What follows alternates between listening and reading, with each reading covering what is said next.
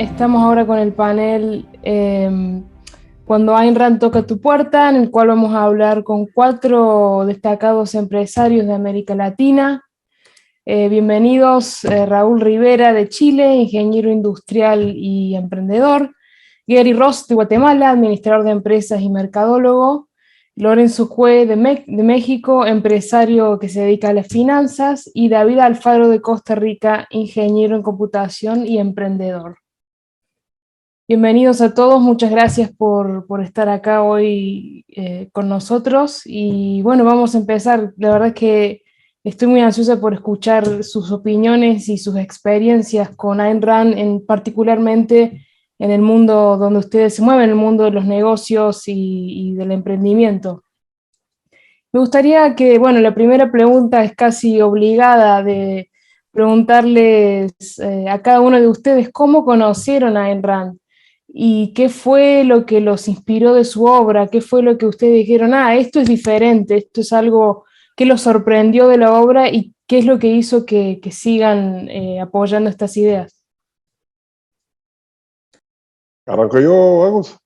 Sí, por favor. Bueno, dale, bueno. Buenas tardes bueno, primero, gracias a Agus ahí por la introducción y María ahí por la invitación. La verdad es que el evento está siendo espectacular y muy contento de poder participar. A ver, rápidamente, ¿no? Mi introducción a Irán fue realmente en Guatemala, como te decía, yo soy guatemalteco, en donde recibí una invitación a un club de lectura, lo que estaban leyendo era La virtud del egoísmo. Y la verdad es que prácticamente desde los primeros párrafos que empecé a leer, me di cuenta de que había algo especial en lo que estaba leyendo. Honestamente, nunca había leído algo que tuviera, digamos, la estructura, un pensamiento así de implacable, como todo lo que escribe, pues con una lógica, una secuencia, pero una claridad que la verdad yo nunca había visto.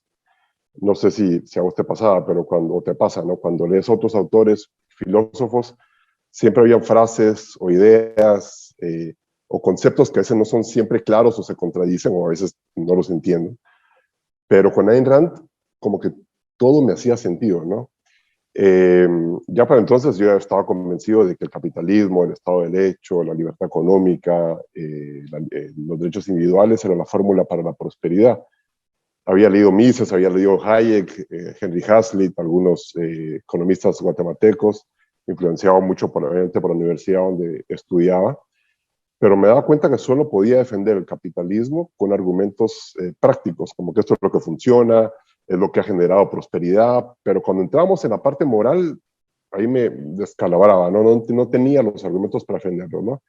Y al leer el libro entendí que por primera vez, la verdad que la única forma en que se puede defender un sistema político era con el argumento moral, y Ayn Rand lo tenía, ¿no? Y no solamente me daba como la munición para defender el modelo político que yo creía, sino que además me entregó un código moral que yo necesitaba como ser humano, ¿no? Y para mí eso fue totalmente liberador. Así que eso, digo, ese momento y ese periodo de mi vida pues transformó mi entusiasmo por el objetivismo, por la filosofía y te digo, la verdad es que ha sido para mí un cambio importante.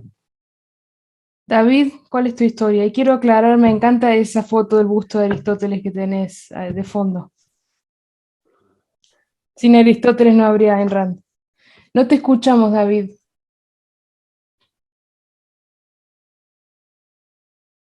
No. Bueno, mientras David soluciona el problema del audio, pasemos a ver Lorenzo. Uy. ¿Me escuchas? Ahora te escucho. Bueno, dale, David, contanos. Muy bien. Hace como 15 años estaba en una empresa de desarrollo de software como empleado. Estábamos haciendo un modelo de inteligencia artificial para migración de sistemas para modernizarlos en realidad. Y a la par mía se sentaba un argentino con el que tenía constantes discusiones de índole intelectual o intentos de índole intelectual, y aunque nunca estaba de acuerdo con él, respetaba su opinión bastante. Y un día escuché que mi jefe le dice al argentino que tiene que leer tal libro y se lo da. Después el argentino llega, se sienta a la par mía, agarra el libro, me lo enseña, pone el dedo donde dice Ayn Rand, y yo digo, ¿y quién es él? Y me dice, ella es la madre de todo lo malo en el mundo. Y como la regla general era, todo lo que a él le disguste, a mí me gusta, entonces evité que lo tirara al bote de la basura y lo empecé a leer. Era El Manantial. En aquel momento estaba pasando un momento de desesperación muy grande en mi vida. Amaba mi profesión, amaba lo que hacía, pero estaba realmente muy, muy decepcionado de mi trabajo, muy decepcionado de mi vida. De hecho, era un ministro de iglesia, muy religioso. Me llevaba muy mal en mi matrimonio. Estaba muy decepcionado de la vida en general, a pesar de que estaba trabajando mucho, mucho, mucho. Fue entonces cuando lo empecé a leer, y lo que me llamó la atención del libro El Manantial es inmediatamente me vi visualizado en el personaje principal, Howard Rourke. O sea, me asustaba que el heroísmo de Rourke fuera tan compatible con mi sentido de la vida. Con aquello que yo sentía que era lo correcto, pero que yo mismo boicoteaba con acciones altruistas. Fue con la historia de Howard Rourke que aprendí dos cosas importantes. La primera, el significado de la virtud de la integridad. Y tal vez solo un pasaje que es realmente poderoso es cuando Howard está sin trabajo, no lo contrata nadie en su oficina, solo tiene un cliente potencial que es un banco grande, y por fin el banco lo llama y le dice que se le va a contratar para que diseñe el banco. Con la condición de que la fachada la sustituya con un diseño griego clásico que uno de los hijos de la reunión hizo, pero que por lo demás Rourke podía hacer el resto. Y Howard lo que hizo fue dar una explicación muy buena de por qué eso no era correcto, pero particularmente dijo algo interesante, que dice, un edificio es como las personas, necesitan honradez, necesitan consistencia, y no lo voy a permitir, o por lo menos yo no voy a participar en esa aberración. Y él tomó sus planos, se los puso bajo el brazo, y antes de salir dijo, nunca verán hacer algo más egoísta a alguien más como esto. O sea, esto es lo más egoísta que verán hacer a alguien. Y se fue. Tremendamente poderoso, integridad. Nunca había visualizado en concreto tan fuerte y tan importante el concepto de la integridad. Y el segundo punto realmente importante que me enfatizó y que me liberó, por lo menos a nivel personal, fue el respeto y la adoración hacia el raciocinio general, a mi raciocinio, a mi capacidad para usar mi razón para yo sostener mi propia vida y que yo me gane ese derecho, además. Entonces, cuando terminé el libro, me sentí muy energizado, con una confianza por fin de que mi felicidad y que un mundo mejor era posible. Y no me quedó más que seguir leyendo el siguiente libro, La Rebelión del Atlas, y al terminarlo, pues supe que tenía que hacer para arreglar mi vida, y fue entonces que empecé a ejecutar las cosas para arreglarla, y desde ahí no me he detenido arreglando cosas. Siempre hay algo que arreglar, siempre hay algo que aprender. Y lo cierro diciendo, el motivo por el que sigo estudiando objetivismo es, entre más lo estudio y más profundo voy, más feliz soy. Es fácil. Creo que a muchos nos pasa lo mismo que a vos, David. Bueno, Lorenzo, ¿nos querés contar un poco tu historia con las ideas de Ayn Rand? Con todo gusto, Agustina. Muchísimas gracias por tenerme aquí. Gracias a María también. Sí, sí me escuchan, ¿verdad? Sí, claro. Perfecto. Fíjate que yo fui introducido a la filosofía de Ayn Rand en 1984. Salía yo de preparatoria y hice un viaje a Europa con un par de amigos, y uno de ellos me regaló un libro, y este libro era El Manantial. Y enseguida me quedé cautivado con el libro. En en lo que estuvimos de viaje tuve la oportunidad de leer las otras dos novelas filosóficas de Rand, menos de mes y medio. Quedé cautivado, no te voy a decir que me haya cambiado la vida, porque yo vengo de dos familias de empresarios con múltiples generaciones de empresarios. Entonces en mis venas ya corría la idea del capitalismo, la libre empresa, el ser empresario, pero sí me marcó mucho, sí reforzó mucho de estos ideales y pensamientos. Te puedo decir que Atlas Shrugged lo he leído probablemente 4 veces y en múltiples ocasiones he recurrido a los diálogos. Hoy estuve conectado desde temprano. Escuché nuevamente el diálogo o el discurso del dinero de Francisco Anconia. Me parece que es excepcional y que resume perfectamente bien la filosofía del objetivismo.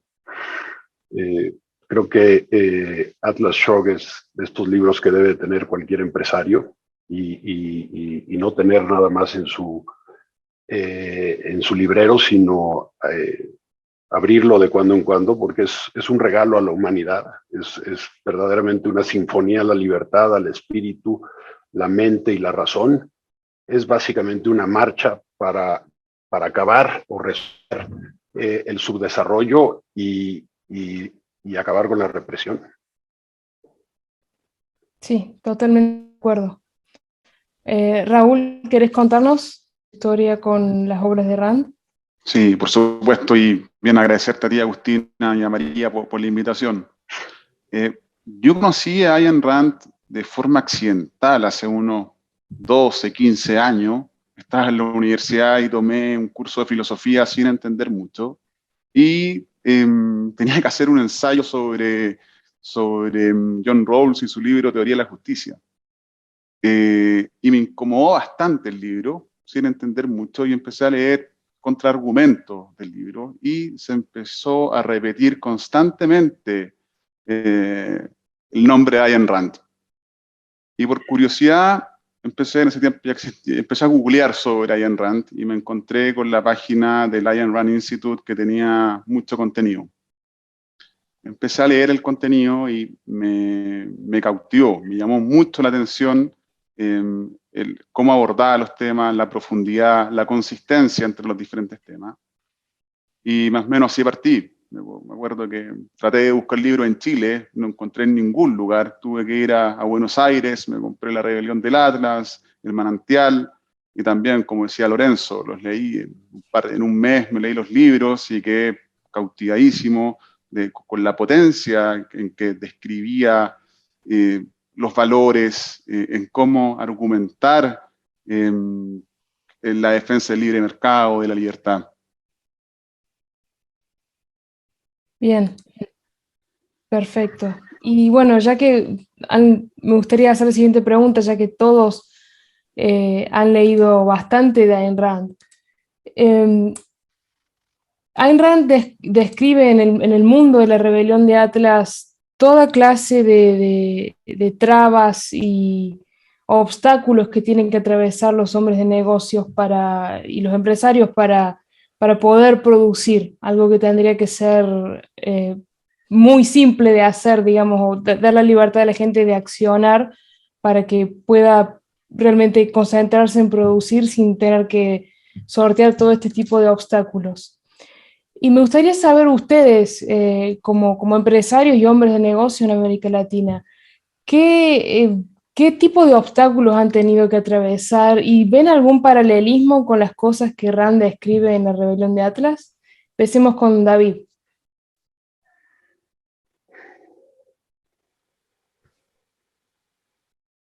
Estás muteado, David. Ok. Es una respuesta muy larga, pero yo preferiría ilustrarla con algo muy pequeño, digamos, con un ejemplo de lo que me pasó hace un tiempo. En San José de Costa Rica había una esquina, un local que se liberó de repente y está listo para rentarse. Y debido a que tengo familiares que están en el negocio de salones de uñas, entonces se me ocurrió la gran idea de rentar el lugar y poner un salón de uñas ahí. Algo el pequeño emprendedor, ¿no? Tratando de ayudar a mis familiares. Y entonces, como empresario normal, cuando tengo una oportunidad enfrente, una oportunidad de negocio, lo que hice fue hacer el análisis financiero, el modelo de lo que sería un salón de uñas en ese lugar. Entonces, de tomar en cuenta todas las complejidades de un negocio, sí. Por ejemplo, un solo detalle, un servicio, el esmaltado semipermanente. Por cliente, el costo de los materiales, estamos hablando del primer semipermanente, la base, el gel painting, el finish, el alcohol, todo eso, se va a unos $6.58 en costo. Después unos 80 minutos por estilista haciendo el trabajo y se puede cobrar unos $9.49 por clienta. Y después tú tomas esa información, lo haces por todos los servicios, después tomas en cuenta cuántas estilistas a máximo puedes tener, cuánto puede hacer cada estilista en un día o por semana, y todas esas variables las tomas en cuenta y puedes usar investigación de operaciones, un modelo en particular llamado la programación lineal. Lo pones ahí, lo mandas a correr para que maximice el profit, y lo que me dio fue un número interesante, no espectacular, pero interesante. Lo podía hacer espectacular si con el tiempo empezaba a optimizar costos, a bajar los costos. Entonces vino la parte aburrida, que es cuando ya le pongo los costos del salón, los costos fijos y los variables y adicionales, y después viene la parte aún más aburrida cuando debes de lidiar con el gobierno. Entonces le pongo el impuesto de renta que debería pagar con lo proyectado de ventas, y además le pongo todos los impuestos y cargas sociales que tendría que pagar al tener a las estilistas como empleadas. Y al final de todo eso me da el sorprendente número de rentabilidad de 0. Entonces voy a 4 diferentes contadores y les enseño mis números y les pregunto qué estoy haciendo mal. Y lo que me dicen es, lo que estás haciendo mal es que estás reportando todas las ventas y estás reportando empleados. O sea, desde un punto de vista legal es inescapable que yo reporte todas las ventas. O sea, si dejo reportar ventas, tendría problemas legales con el Ministerio de Hacienda, de tributación. O sea, no hay manera que las estilistas no sean consideradas empleadas, de lo contrario tendría problemas con el Ministerio de Trabajo. Y luego me enteré que debía de pagar al Ministerio de Salud un permiso para operar, más los impuestos municipales. ¿A qué conclusión llegamos? Estamos hablando del pequeño emprendedor. En Costa Rica, al menos, y muy probablemente en muchos países de Latinoamérica, ningún salón de uñas tiene la posibilidad de operar legalmente. Si quieres sobrevivir, tienes que operar ilegalmente. En Costa Rica, y la segunda gran conclusión terrible, la movilidad social es imposible gracias al gobierno. Este tipo de ambiente donde el gobierno solo quiere ponerte trabas, está en la tarea de hacerte la vida imposible, va a desalentar el emprendedurismo, el empleo, se opone al progreso tecnológico, reduce la calidad de vida. Es un ambiente que es una consecuencia directa del pensamiento colectivista en nuestros países. Es como estar viendo la rebelión de latas como profecía que se está cumpliendo poco a poco. Así que, para cerrar, cuando uno observa esas cosas, uno tiene opciones. 3 opciones. Es o cumplir con las regulaciones, evitarlas, y cuando digo evitarlas no es evadirlas, sino evitarlas legalmente hablando, o retarlas, o sea, luchar contra ellas.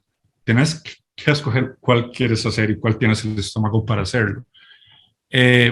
Yo particularmente, yo legalmente evito este tipo de problemas mediante buscar la jurisdicción que sea más amigable con el negocio que me interese. No es mi emoción.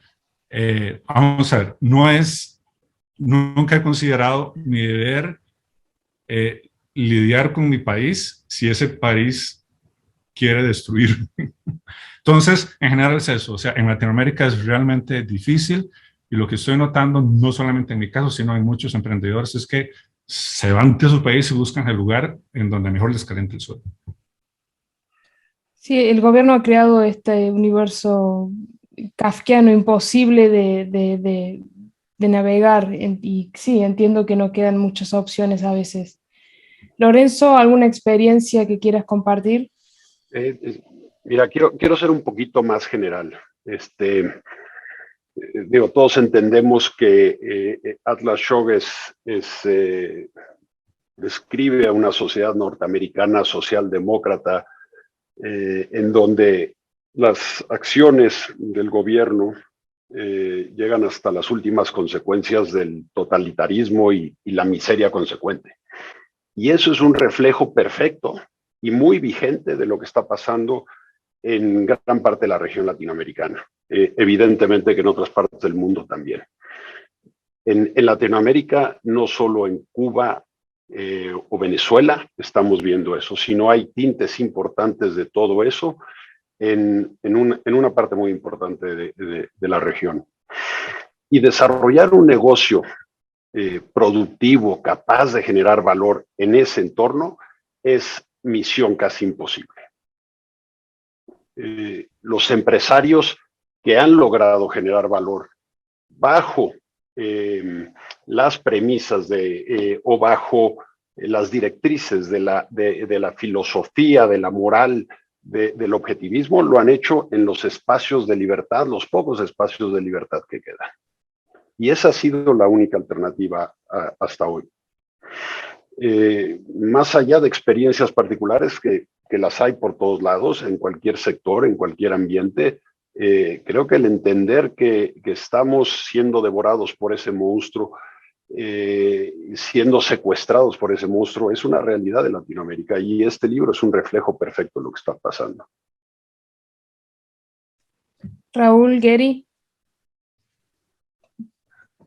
Mira, a mí me gustaría complementar lo que dijo David, Lorenzo. Yo creo también anécdotas con temas burocráticos o de impositivos, regulaciones, hay varias, pero también otra mirada que tiene que ver más con la visión que hay de la actividad privada.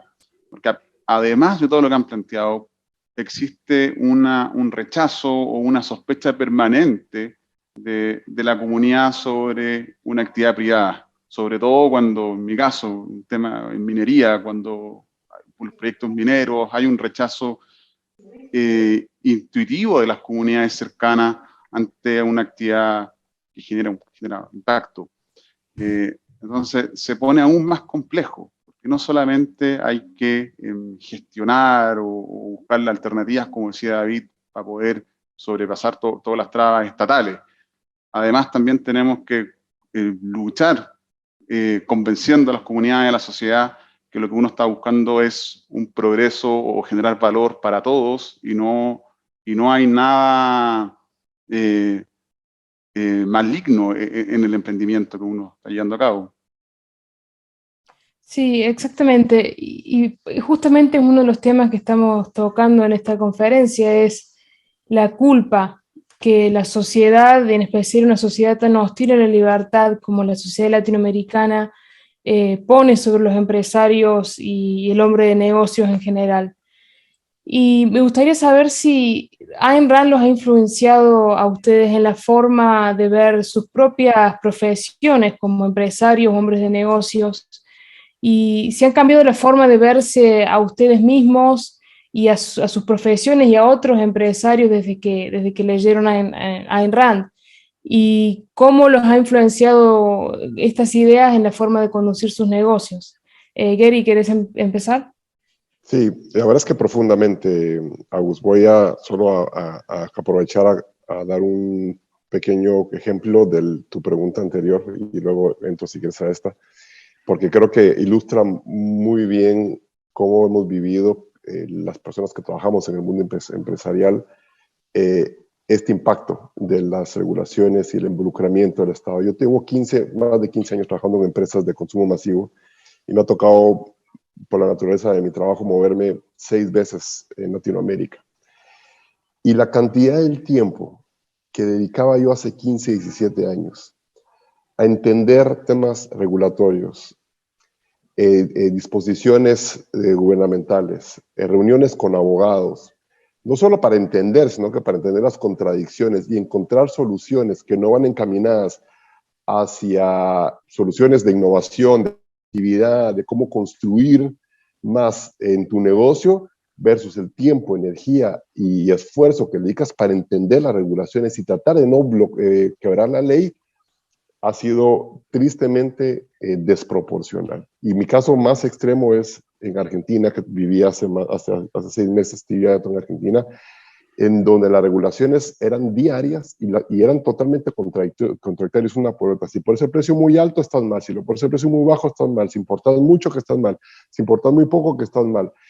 Y tristemente las empresas y los empresarios tienen que destinar mucha de su energía en tiempo para poder simplemente sobrevivir.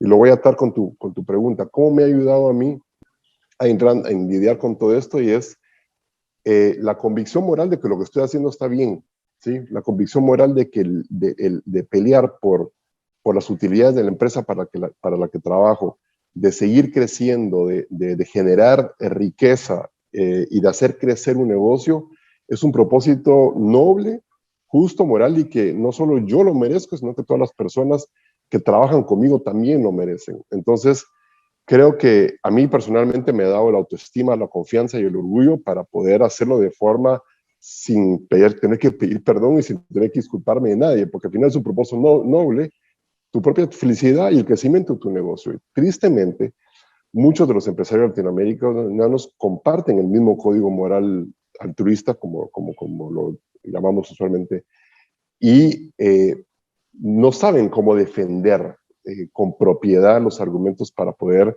como decía David, pararse y tener el estómago. Hay que tener estómago, pero también las ideas claras y correctas para poder defenderlo, ¿no? Y tristemente, al compartir el mismo código moral, en donde el sacrificio es la principal virtud, en donde tu propósito no es contigo mismo, sino que es con los demás, no les permite lamentablemente ser consistentes y hacerlo con convicción. A mí, lo personal, me ha ayudado, duermo tranquilo. Era una persona muy altruista. Antes de conocer a Ayn Rand, yo no podía tener un poco de éxito, porque lo primero que decía era, y los que no tienen. O sea, no hay ningún problema en sentir, digamos, preocupación por las otras personas. Yo creo que está bien, una persona buena, que las personas tengan una bondad, pero no es culpa mía, la verdad, mi vida yo la vivo al máximo. Entonces, a mí, en lo personal, y para cerrar con esto cierro, ha transformado mi forma de manejar mi negocio, mi trabajo y sobre todo mi forma de cómo lo vivo yo en el día a día, ¿no? David, te veo asintiendo, como que te identificas con las cosas que está diciendo Gary. Y a veces es muy emocional. Si me ven llorando, me disculpan. No, algo importante es que lo que dijiste fue muy importante.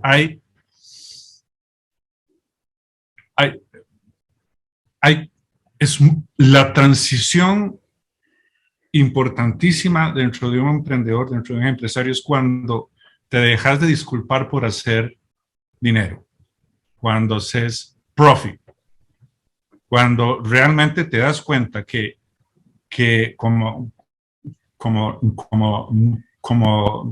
decía Ayn Rand, los empresarios son los prime movers. O sea, es liberador cuando uno entiende por fin que la sociedad avanza gracias a nosotros y no a pesar de nosotros.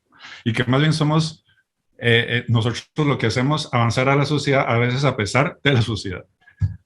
Y para ello debo de amar las ganancias y entender que la única manera que tendré ganancias es enfocarme en entregar valor a mis clientes mejor y más rápido que mis competidores. No hay otra manera. Que el trading, que cuando alguien haga negocio conmigo, cuando haga trading conmigo, la experiencia conmigo y el valor que yo hacía excepcional y mejor que los demás, que yo puedo destruir a la competencia por mis méritos, por el valor de lo que yo doy.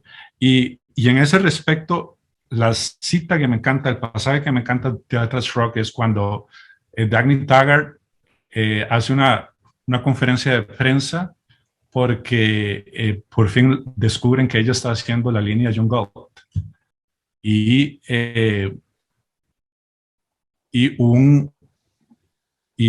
un periodista le pregunta que por qué lo está haciendo. Y ella dice, lo estoy haciendo porque quiero ser profit, porque quiero ser dinero, porque quiero sacarle ganancia a esto. Y el periodista, no puede ser que usted realmente quiera decir eso, díganos por qué realmente lo está haciendo. Y ella dice, lo acabo de decir, y déjeme aclararlo. Normalmente, en esta industria, las líneas hacen normalmente un solo 2% de profit. Yo intento hacer entre un 15 y un 20% de profit. Pienso hacer mucho dinero con esto. Y cierro. O sea, lo hice con tanto orgullo, con tanto respeto, y se complementa muy bien con el discurso de Francisco D'Anconia sobre el dinero, que por cierto, cuando lo leí por primera vez lloré mucho. O sea, así es como realmente tenés que ver el dinero, ¿verdad? Como una representación de todo el valor que estás dando al mundo, del gran empuje que estás haciendo para que sea un lugar mejor. Bien, muchas gracias, David. Lorenzo, Raúl. Encantado.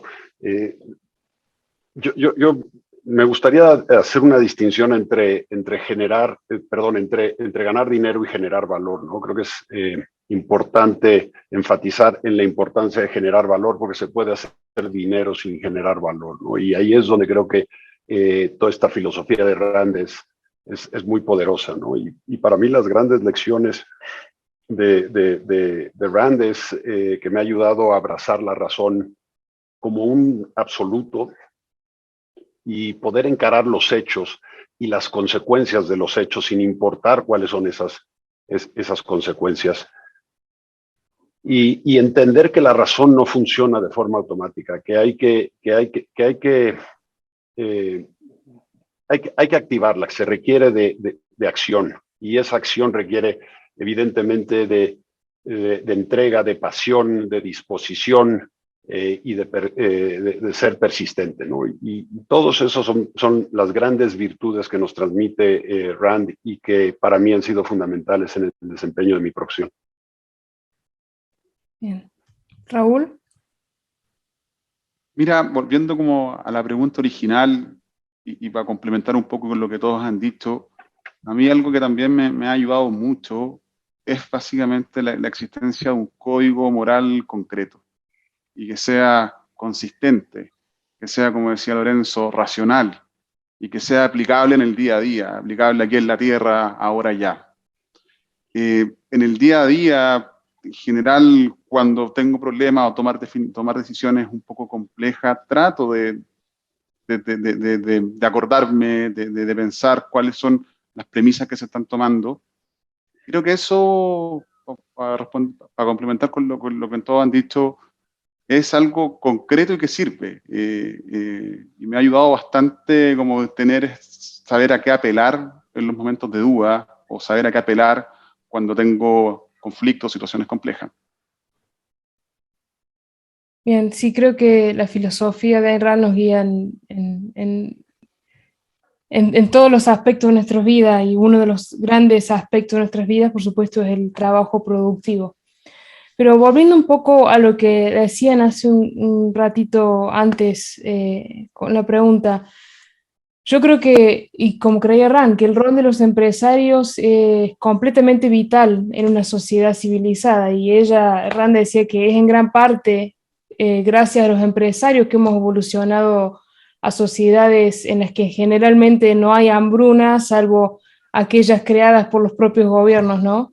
Y sociedades en las que no necesitamos trabajar 18 horas por día para poder comer, trabajar en un campo y hacer trabajo arduo. y demás cosas que sucedían en sociedades precapitalistas. Es gracias a los empresarios, como también decía Oscar Gate hace un rato en su charla, es que gracias a los empresarios es que hemos superado esa etapa primitiva de la vida humana y podemos disfrutar de toda la riqueza y el tiempo que tenemos hoy por hoy los seres humanos. Aún así, se villaniza, no sé si es una palabra, se vilifica a los empresarios y se los toma como realmente como villanos y se los culpa de básicamente todos los males que azotan a la sociedad. Y Rand escribió sobre este tema particularmente en la sociedad norteamericana, pero quería saber ustedes de dónde creen que viene ese afán de ciertos sectores de la sociedad y ciertos gobiernos latinoamericanos en caracterizar a los empresarios como villanos. Lorenzo, ¿querés empezar? Sí, encantado. Varias dimensiones a todo esto, y ya se hablaba en el transcurso del día, en las conferencias de algunas de las razones, ¿no? Culturales, educativas, filosóficas, también estructurales. Y voy a ahondar un poco en la parte estructural. La falta de desarrollo de un país y ese ciclo vicioso donde lleva a que los gobiernos se vuelvan paternalistas o sean vistos como paternalistas, pues generan una dependencia tremenda de parte de la gente sobre esos gobiernos, ¿no? Y evidentemente que cuando el Estado, cuando el gobierno toma una parte importante de la actividad económica y está protegiendo a la gente, pues entonces el empresario pasa a un segundo término, y es muy fácil para los gobiernos atacar y criticar, desprestigiar y hacer a un lado el papel del empresario, que es, y ya lo hablábamos también, o ya se hablaba, fundamental, porque el empresario es el que hace real, es decir, la empresa es la que hace realidad todo el conocimiento y todo el desarrollo tecnológico y científico, y lo traduce en productos y en servicios. Y sin esto un país, una economía no puede avanzar. Entonces romper con eso es complicado, y es lógico y entendible que en una dinámica de este tipo, pues los empresarios sean mal vistos, pero ahí la responsabilidad del empresario de salir adelante y de denunciar todo esto, y de tomar y aprovechar foros, precisamente como el que ustedes están haciendo, para darle a la gente, para hacer ver a la gente que hay otra realidad, hay otra dimensión a la vida, ¿no? Y que en esa dimensión y en esa realidad el empresario y la empresa son fundamentales. Y en los países donde hay esa libertad para que el empresario y la empresa sean o tomen un papel fundamental en la sociedad, hay un progreso desmedido, es decir, muy superior al que hay en países donde el Estado toma un papel mucho más preponderante. Raúl, ¿por qué crees que se vilifica tanto a los empresarios en Latinoamérica? También creo que, agregando un poco lo que dijo Lorenzo, creo que existen muchísimos grupos que están altamente ideologizados, básicamente, con diferentes variantes del colectivismo, que atacan constantemente la iniciativa privada, más allá de empresarios, básicamente cualquier iniciativa que esté fuera del Estado, lo atacan constantemente. ¿Por qué pasa eso? Y creo que igual que se nota más en Sudamérica, probablemente porque tenemos una educación de mala calidad, porque tenemos un background religioso potente que también ha inculcado ciertos valores probablemente erróneos, y hace que sea mucho más fácil que la gente, o que esta salida simplista a atacar la iniciativa privada caiga más fondo en las personas. Pero también creo que lo más relevante acá es la responsabilidad de los empresarios y de todo el mundo que quiere defender las ideas de la libertad, de dar la batalla, de que existan este tipo de instancias, de dar una batalla cultural, de explicar que existen otras dimensiones de cómo entender los problemas y cómo dar soluciones. Creo que en general en Sudamérica el empresariado y también los intelectuales que defienden la libertad han tendido a evitar esa batalla o darla a través de un escenario mucho más conservador, más que con valores racionales y morales como el objetivismo. Creo que eso no se ha dado y ha llevado a que los ataques al mundo privado sean constantes y permanentes. Y Gary, ¿cómo crees vos que se puede empoderar a otros empresarios que sienten toda esta culpa y que sienten casi vergüenza de sus ganancias y de su poder productivo? ¿Cómo se los puede empoderar para que enfrenten estas nociones que existen en la sociedad y también que enfrenten estos gobiernos autoritarios que como hablábamos hace un rato, ponen infinitas trabas para la producción? Sí, yo creo que en esencia, y totalmente de acuerdo con lo que decía Raúl y Lorenzo, la razón por la que primero son atacados es porque el empresario por su naturaleza es egoísta. O sea, el empresario busca la utilidad. O sea, la razón por la que estás creando una empresa es porque querés crear riqueza, ¿sí? Y eso es egoísta.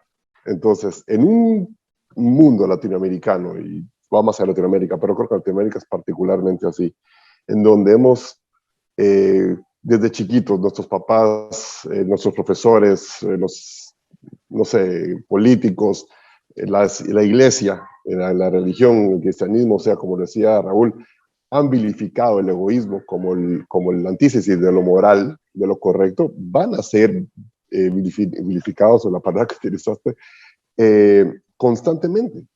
Porque por esencia busca su propio beneficio, busca el crecimiento de su empresa, busca utilidades. Entonces, la única forma de defenderlo es con las ideas filosóficas correctas que te permitan tener los argumentos filosóficos para poder defenderte nuevamente, con orgullo y autoestima y claridad de las ideas. Entonces, yo creo que no es una batalla fácil porque no es solo demostrar lo que hace el empresario, ya se ha demostrado, o sea, hay cientos de libros que te hablan del beneficio que es para la economía. De hecho, el capitalismo está súper comprobado, ¿no?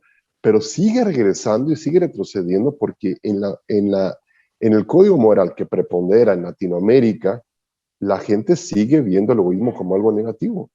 Y quizás no lo entienden en su dimensión completa, ¿no? O ven la caricatura de lo que es el egoísmo, ¿no? La persona que ve el corto plazo por un placer momentáneo, pero creo que eso es lo que hay que atacar. Y eso es lo que tenemos nosotros como digamos, personas influenciadas por Ayn Rand, tenemos que comunicar, entender y promocionar. Y creo que las ideas filosóficas son al final las que van a terminar por mover a Latinoamérica, y eso va a ser trabajo persona por persona, porque cada persona, cada individuo tiene que adaptar la filosofía para entenderla. Y eso es un proceso. Y creo que esto es un excelente ejemplo de lo que se puede hacer, ¿no? Dale, Lorenzo.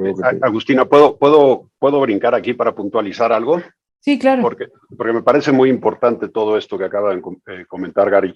El egoísmo mal entendido es un problema muy claro en todo esto, pero hay otra dimensión, y es una dimensión que tiene que ver con la estructura propia del empresariado. Es decir, los empresarios también somos culpables de esto, porque dentro de las filas de los empresarios hay quienes son creadores y quienes son extractores. Y los extractores vienen a manchar la imagen de los creadores. Y en países en subdesarrollo, o países con gobiernos totalitarios, o donde hay economía mixta, pero el Estado pesa mucho, suele haber muchos extractores. Hay una simbiosis muy poderosa entre el poder político y el poder económico, y eso hace que a ojos del mundo entero estos empresarios extractores pues se vean mal y manchen la imagen del resto del gremio, ¿no? Y eso es algo que tenemos que erradicar. Los que estamos por la labor de ser creadores tenemos que denunciar a los que son extractores. Totalmente de acuerdo, Lorenzo, y creo que lo ato con lo que dijiste antes, que no es lo mismo crear dinero que crear valor. Y el mercantilista, que es este empresario que busca beneficios, daña la imagen. Y creo que hay que diferenciar claramente el empresario honesto el que busca el crecimiento de su empresa con el que aprovecha el sistema, el modelo político actual para utilizar sus influencias dentro de la estructura gubernamental para adquirir, digamos, riqueza. Y totalmente la gente los confunde y no sabe diferenciarse. Creo que unos son empresarios, los otros son quizás mercantilistas o el término que queramos ponerlo, pero es muy importante tu punto, coincido. Correcto. Sí, y Ayn Rand en La rebelión de Atlas, digamos, se ven los dos tipos de empresario, el empresario que crea valor, que es productivo, que con su propio esfuerzo llega a tener ganancias y es creativo, y el empresario que se maneja a través de favores políticos, de prebendas y demás. Y ella hace una gran distinción entre estos dos tipos de empresarios y lo hace notar mucho. Y esto me lleva a una de las preguntas que les quería hacer, porque este tipo de empresarios prebendarios y demás son parte de los villanos de la rebelión de Atlas. Y bueno, parte de la pregunta ya creo que con eso ha sido respondida, pero a mí una de las cosas que me impacta mucho de las novelas de Ayn Rand es que los villanos no son estas cosas, estos personajes imaginarios, no sé, como Sauron del Señor de los Anillos, no me acuerdo mucho cómo es la historia, pero creo que era el villano. Y estos tipos de villanos así que son casi imposible que existan, sino que sus villanos son gente que lamentablemente vemos a nuestro alrededor. Pasa mucho en la novela El Manantial también y pasa en La rebelión de Atlas. Quería preguntarles si se han encontrado con este tipo de villanos en su vida profesional y cómo han lidiado con ellos, y si las ideas de Ayn Rand los han ayudado a entender las motivaciones detrás de ellos y cómo manejar las situaciones en las cuales se encuentran con ellos. David. Sí, una heurística muy importante, como dicen en inglés, una regla de dedo, digamos, muy buena que he aplicado en mi vida es efectuar un trabajo de detección para ese tipo de empresarios, digamos. Es detectarlos y tan pronto los detectes, huirles, no tener ninguna relación con ellos. Como han comentado, nos dan un mal nombre a todos nosotros y además son personas que no aportan nada en realidad. El valor es nulo o negativo. Entonces, en general, es una política muy importante en mi vida evitarlo, pero quiero enfatizar la parte de detección, es vital. Hace poco, una junta directiva de un startup se me acercó y me ofreció un puesto en la junta con muchas acciones y además me dijo que fuera el sitio. La idea era bastante atractiva, la idea de negocio bastante atractiva y parecía con potencial, pero antes de aceptar pasé una cantidad de tiempo analizando el mercado, los procesos del negocio, el modelo del negocio, las personas y talento que había en la empresa, pero en particular dediqué tiempo en examinar el carácter del CEO y de los fundadores. Y un montón de red flags, ¿verdad? De alarmas empezaron a aparecer. Entre ellas, encontré que en varias ocasiones ya me habían mentido sobre sus proyecciones y su estructura, sus proyecciones de venta y su estructura accionaria. Y esas dos mentiras fueron suficientes para que yo perdiera por completo el interés de lo que me estaban ofreciendo. Porque ahora paso una gran cantidad de tiempo evaluando el carácter del otro empresario. Es tremendamente importante, es íntegro. Tiene los valores que hacen posible que realmente ambos generemos aún más valor que si lo hacemos por separado. Y últimamente, algo que lo aprendí de John Allison, él lo mencionó en una oportunidad, es que cuando él tiene empleados nuevos o se involucra con gente nueva, les pide que lean La rebelión de Atlas como parte del proceso de acercamiento. Y últimamente lo ha estado haciendo, me parece que es una idea espectacular. Es un poco difícil de implementar a veces, pero es fenomenal porque la motivación que les doy es que en ese libro están los principios fundamentales que yo uso para tomar decisiones en el negocio. Y si me quieren entender, entonces le en el hígado. Es una manera de filtrar también a gente que no me interesa. Pero en general es bueno para, digamos, el punto que quiero súper enfatizar, el proceso de detección y filtrado es fundamental en mi vida de negocios. ¿Te puedo confesar algo, Agus? Sí, claro. Cuando leí La rebelión de Atlas, me costó ver a los previllanos como reales, ¿sí? O sea, no los vi como, dije yo, no, son como personajes muy, muy ficticios, ¿no? Son como que hablan, yo no sé si era muy inocente o ingenuo, pero me costó conectar. Y recuerdo un momento específico en mi vida, y eso en Guatemala hace ya mucho tiempo, donde tenía un amigo muy cercano, y tenía un amigo que había entrado justo a política, y le habían dado una posición que es muy conocida por los actos de corrupción dentro de esa posición, ¿sí? Y se lo acaban de dar. Y este otro amigo me busca y me dice, me enteré que esta otra persona que era muy cercana a mí tiene esta posición y se la dieron. Felicitarlo de mi parte, porque creo que se ha ganado la lotería. Y lo veía yo con una cara de realización y de felicitación y como que contento por esta otra persona, porque iba a estar justo en la posición de las más corruptas del país, donde se mueven muchas influencias de dinero y donde se sabe que la gente sale de ahí millonaria moviendo influencias, ¿no? Sobornos, contratos, licitaciones. Y cuando me lo estaba diciendo con esa emoción de felicitarlo, de lo voy a llamar, decirle que quizá podemos hablar para... Yo lo vi y dije, ahí está el villano de Iron. Y era alguien que yo consideraba mi amigo. O sea, lo vi con una motivación tan distinta a la mía.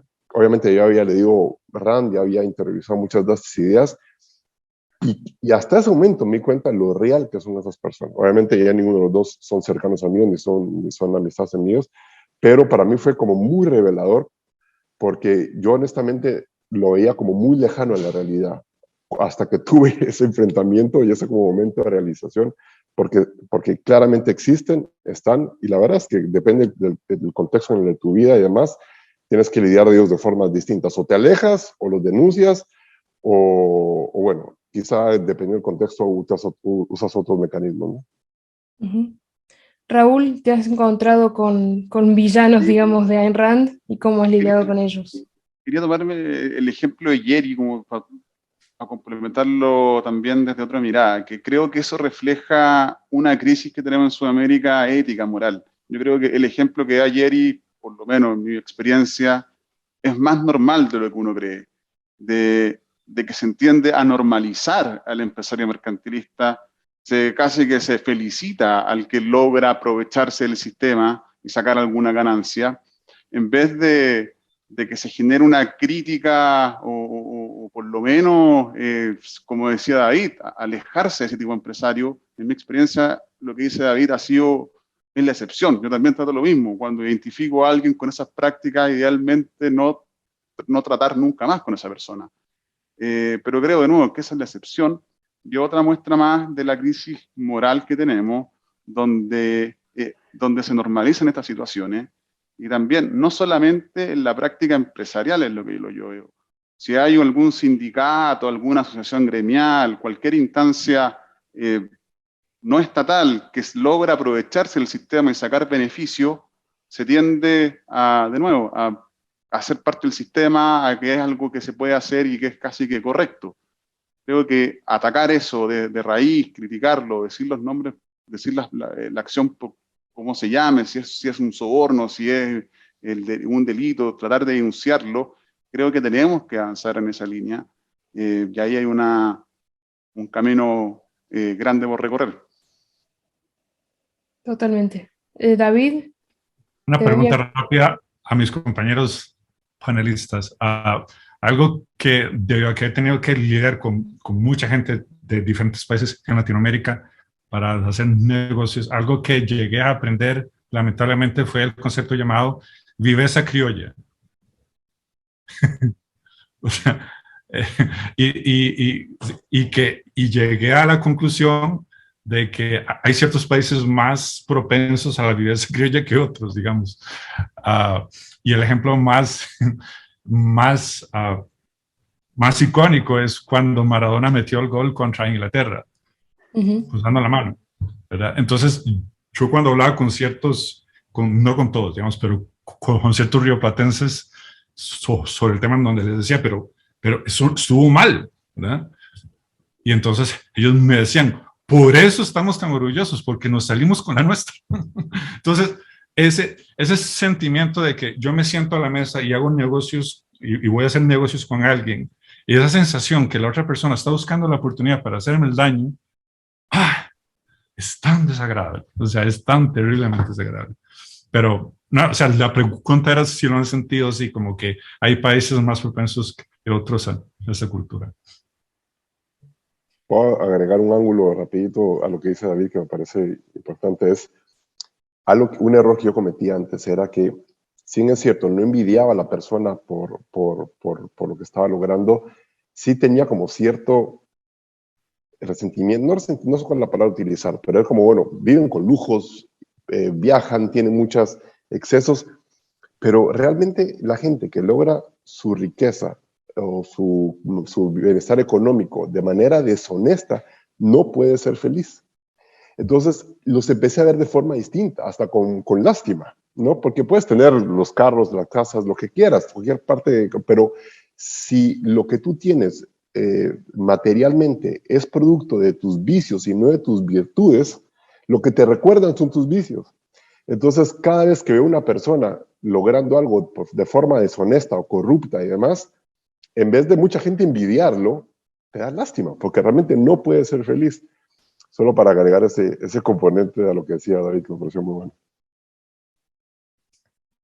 Sí, yo creo que es así y aquellos que, hay mucha gente que vive en evasión y en tratar de racionalizar, no razonar, sino racionalizar sus actitudes inmorales para tratar de vivir con ellas, pero la realidad siempre termina siendo la última que da el veredicto y coincido a la gente que hace ese tipo de actividades espurias no puede ser feliz realmente, porque la evasión lleva inevitablemente al colapso.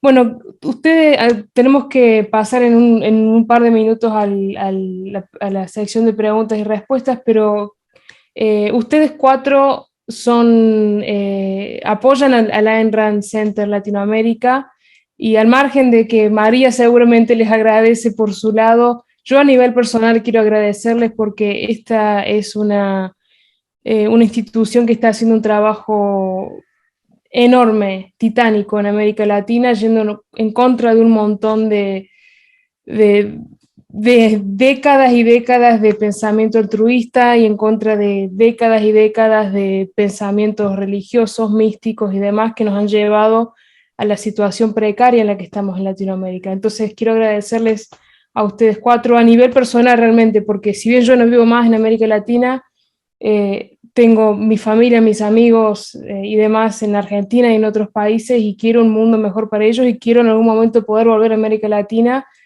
y poder ser feliz ahí, digamos, y poder tener la libertad que merezco como ser humano. Pero quería preguntarles, empezando por Lorenzo, ¿por qué apoyás vos particularmente al Ayn Rand Center Latinoamérica y por qué crees que es importante hacerlo? Por una razón muy simple, bueno, por dos razones muy simples. Una, primero que nada, por mi convicción sobre esta filosofía, y segundo, porque es una región del mundo que necesita una transformación tremenda y que solo se puede lograr a través de iniciativas de esta naturaleza, ¿no? Haciendo consciente a la gente, dándoles la oportunidad de entender esta filosofía. Es un tema de comunicación y de educación. Y me siento moralmente comprometido. Raúl. También creo que ahí la palabra que ocupó Lorenzo de convicción, creo que es también la que estaba pensando. Yo creo que eso es lo que más me mueve a apoyar a la Ayn Rand, el Instituto de acá de América, y también por un sentimiento completamente egoísta. Al final, cuando veo que gente descubre Ayn Rand, descubre el objetivismo, se da cuenta de los valores erróneos que ha tenido a lo largo de su vida, y veo cómo se transforma y eso me genera una felicidad bien profunda. Ver a alguien que conoce, empieza a leer los libros, se empieza más allá de si que se logra o no ser objetivista, que ya entienda los conceptos básicos, la razón, no sé, entender el concepto de libertad. Creo que esa transformación es muy enriquecedora. Quiero compartir ese sentimiento, Raúl. Yo como comunicadora de hace varios años de estas ideas, he tenido la oportunidad de seguir el progreso de entendimiento de un montón de gente de estas ideas, y realmente ver esa transformación que estás describiendo es sumamente reconfortante. Y es un sentimiento súper egoísta también. David. ¿Por qué lo hago? Que todo lo que tengo es gracias a Ayn Rand. Suena muy chiqui, digamos, pero es que es verdad. O sea, ojalá hubiera conocido a Ayn Rand 10 años antes. ¿Dónde estaría yo? Además, o sea, ahora estoy en un buen lugar, digamos, pero y si no la hubiera conocido, no creo que estuviera vivo, además. Si con lo que estoy aportando alguien logra tener esa esperanza de que existe un mundo mejor en esta tierra, hoy mismo, con la única vida que se tiene, uno que tienes, si alguien más logra tener esa inspiración de que es posible reinventarse y que se puede lograr, si, aunque sea alguien más, eso me haría la persona más feliz del mundo. Un hermoso sentimiento ahí, David. Yo también lo comparto, y creo que el Ayn Rand Center está haciendo un gran trabajo para lograrlo. Yo he visto literalmente gente pasar de tener una vida un poco miserable a tener una vida radicalmente mejor gracias al material que el Ayn Rand Center produce para que la gente pueda entender el objetivismo. Y por cierto, no lo digo por decir, a mí María no me paga el sueldo, así que lo digo realmente porque lo siento y creo que es así. Gary, ¿por qué apoyas al Ayn Rand Center?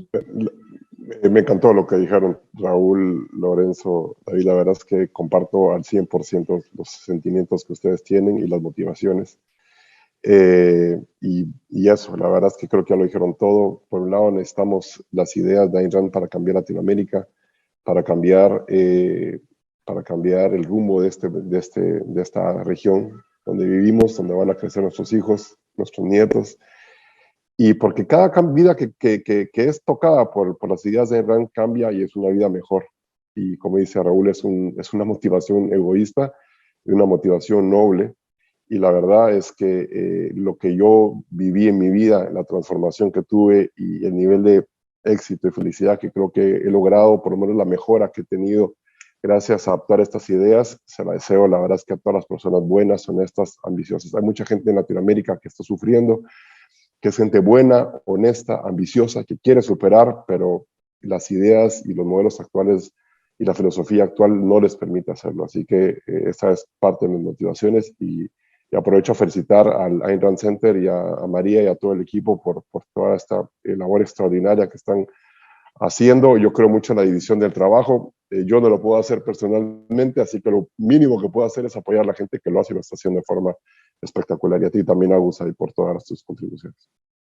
Bueno, muchas gracias. Sí, y antes de pasar a las preguntas, tengo que saltar un minuto acá y agradecerles enormemente a todos. Soy dura de llorar, pero me están casi sacando el lagrimón, así que simplemente este panel ha sido extraordinario y no quiero pasar un minuto sin darles las gracias a todos. Así que interrumpí solo para eso. Agus, adelante. Dale, María. Sí, lo que decías vos, Gary, recién, bueno, ustedes como empresarios saben más que nadie la importancia de la división del trabajo y del labor, ¿no? Ustedes, para que puedan hacer lo suyo en paz y tranquilidad, o por lo menos tratando de hacerlo en paz y tranquilidad, necesitan a alguien que pelee por las ideas fundamentales que van a hacer que eso sea posible. Y bueno, y ahí es cuando entra el Ayn Rand Center Latinoamérica y Ayn Rand Institute también. Bueno, pasemos a la sección de preguntas y respuestas. Tenemos acá un par de preguntas para hacer. Veamos. Pregunta Susana. En su experiencia, el tener que implementar obligatoriamente el tema de, entre comillas, responsabilidad social empresarial, es decir, siguiendo regulaciones ambientales, sociales, de trabajadores, etcétera, ¿les ha beneficiado o perjudicado en términos de producción, crecimiento y bienestar en general de sus empresas? No sé quién quiere empezar. Si no, le digo yo, yo puedo intentar responder algo. Yo puedo contestar súper rápido, no. Dale a David entonces primero, si va a ser rápido lo tuyo. Si quieres, extiende, pero no. No, mira, yo más que responsabilidad social empresarial, yo creo que me gusta el término a mí de sustentabilidad. Yo creo que cualquier empresa tiene que pensar en la sustentabilidad de su negocio, y eso tiene varias aristas. El tema social, con las comunidades, el tema ambiental, etcétera. Si eso, bien pensado y bien hecho estratégicamente, puede aportar mucho, en mi experiencia, en la productividad de una empresa, en evitar los conflictos ambientales, evitar conflictos comunitarios, etcétera. Lo que sí creo que, donde creo que se distorsiona completamente, cuando pasan a ser temas obligatorios, cuando son regulaciones estatales, ahí el tema se distorsiona, empiezan los conflictos con los burócratas, salen los otros empresarios, los que nos acabamos de nombrar, se pierde el sentido, pero creo que es una oportunidad grande pensando en una sustentabilidad de una empresa para que perdure varios años. Son temas que hay que tratar y gestionar. David. Vamos a ver, ¿cuál es el valor objetivo de cualquier política que vos implementes en una empresa? Ya, tiene que haber realmente un valor objetivo. Si vos lo estás haciendo por PR, vamos a ver, digamos, si es por ley que lo tenés que hacer, no tenés otra más que implementarlo.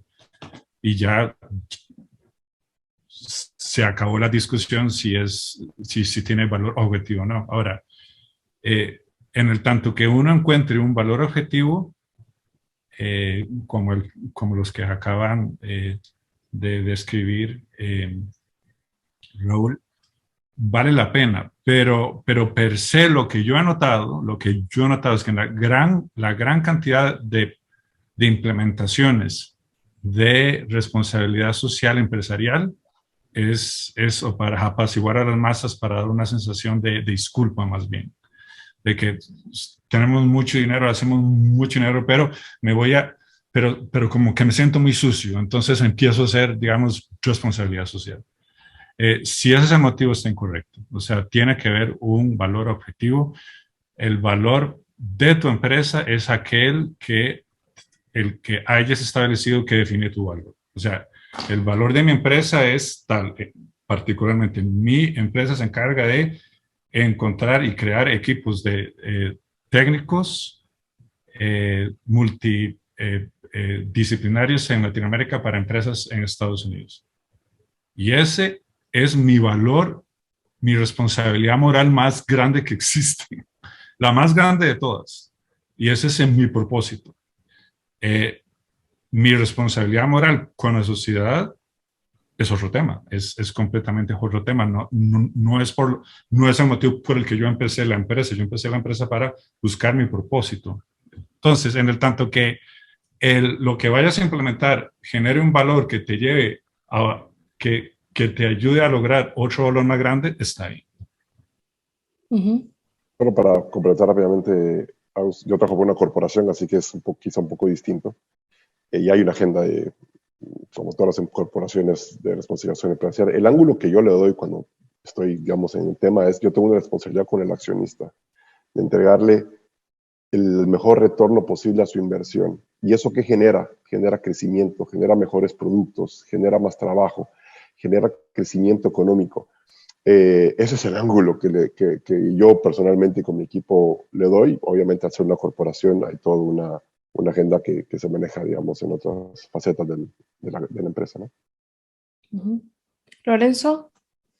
Estoy completamente de acuerdo con lo que han dicho, Raúl, Jerry en particular.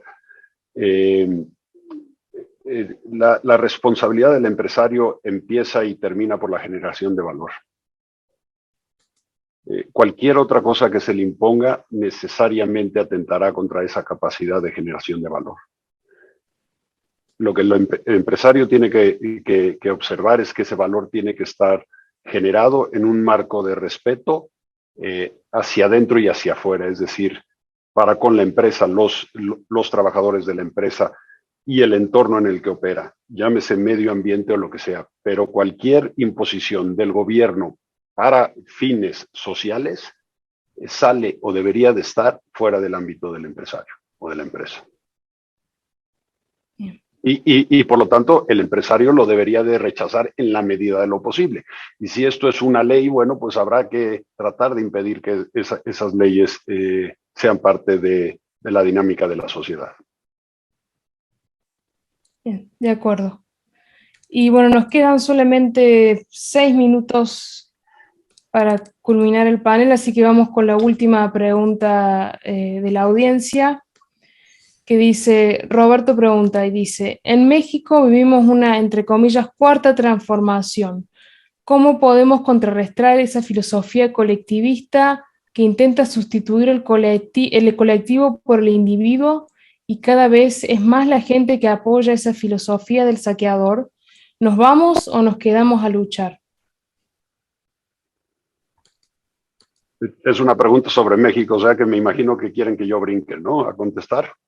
Sí, claro, pero creo que es aplicable para toda América Latina también. Sí, correcto, correcto. Pero bueno, ya que viene de un mexicano y habla de México y de la cuarta transformación, y yo diría que básicamente exactamente lo que se tiene que hacer con cualquier gobierno que está secuestrando a la sociedad y tomando acciones o participaciones más allá de las que les corresponden, ¿no? Y lo que tenemos que hacer es usar los medios democráticos para exigir un cambio en esa dirección. Yo creo que hay que luchar, como decía Lorenzo, lo preguntaba él, hay que luchar y hay que luchar. Creo que el punto de inflexión muchas veces es la libertad de expresión. Ese es en donde quizá países como Venezuela la gente tiene que tomar decisiones distintas, porque quizá hay una causa que ojalá no esté perdida, pero pareciera muy difícil. Pero en países en donde tenemos ciertos aspectos de libertad y sobre todo de expresión y de manifestarse y demás, creo que la responsabilidad de todos los que creemos en la libertad y creemos que hay una oportunidad todavía es luchar, expresarnos y tratar de influir en la mayor cantidad de personas posible, ¿no? Exacto, hay que salir a dar la batalla cultural y a defender sobre todo la grandeza del empresario, ¿no? y la importancia del empresario y de las grandes empresas incluso transnacionales. Y promover pues la filosofía de Rand, del objetivismo y tratar de que esto llegue a todos los rincones del mundo y apoyar iniciativas como el Ayn Rand Center. Raúl. Sí, creo que Jerry y Lorenzo lo han dicho bien. También creo que hay que quedarse ahí y dar esa batalla cultural. En Chile también estamos partiendo un proceso de transformación, si es que ya no partió.